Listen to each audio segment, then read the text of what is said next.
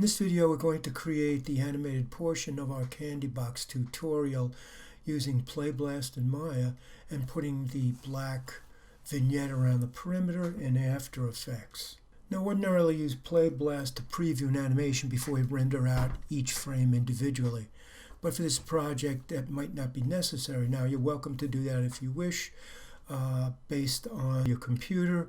If it's easy to render out 50 frames, then you're welcome to do it that way as well. But this could be an alternative that would make the work expedited and give us something close to what we're looking for.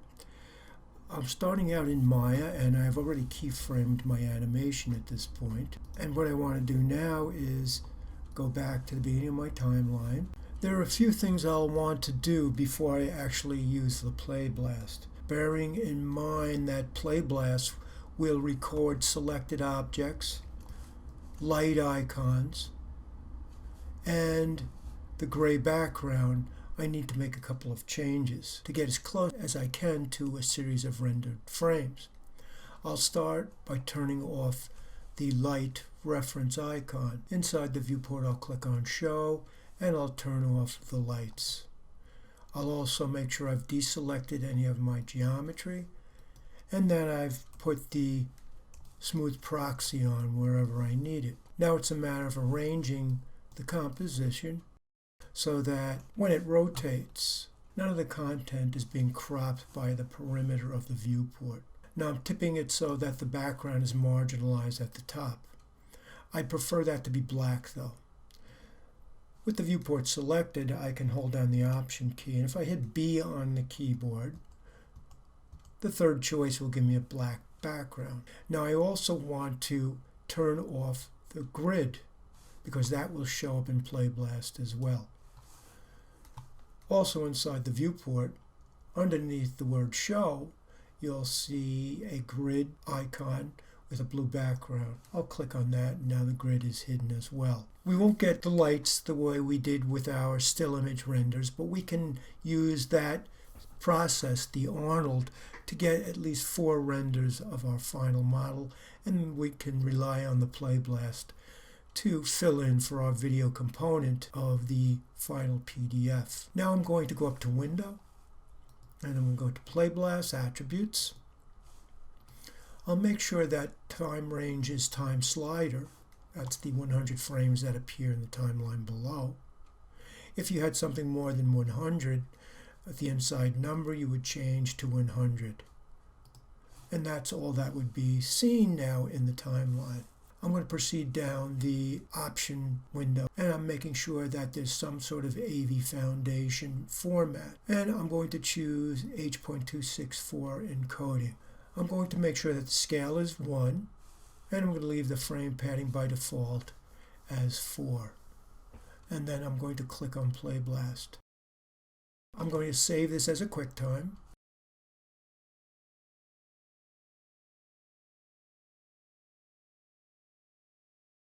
I can now close Maya out, and we'll go into After Effects. With After Effects open, I'm going to go up to File at the top of the user interface.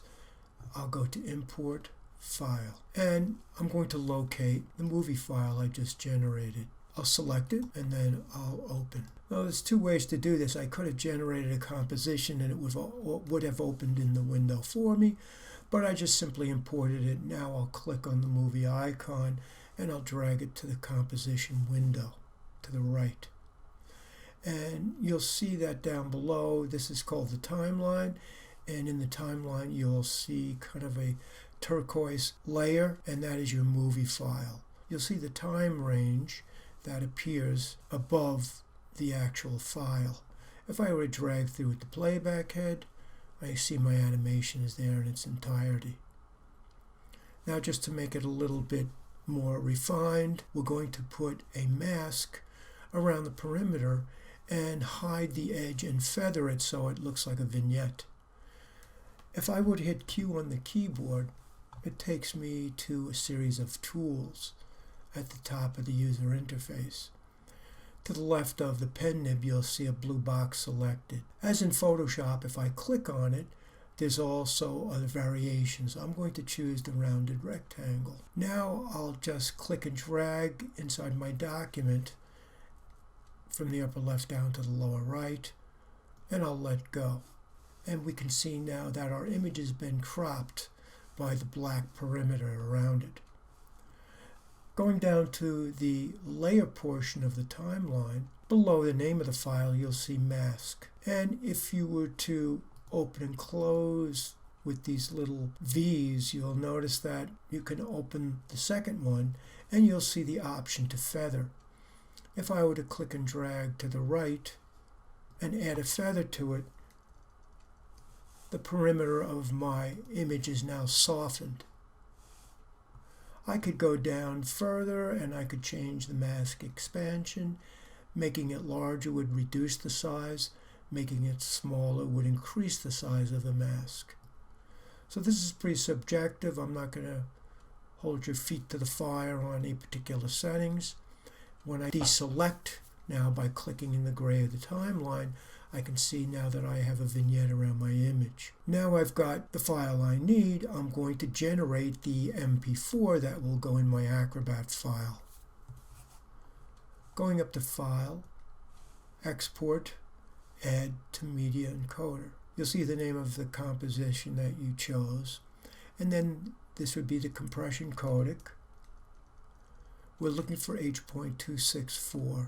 First thing I want to do is click on the compression codec to build a preview of my timeline. You'll see a preview of your timeline in the left-hand side. And if I were to drag through, there are the frames for my animation. I'm going to click next to Output Name on the blue, and I'm going to name the file, and I'll save it in my folder. Directly below where we named our file, I'm going to turn off Export Audio.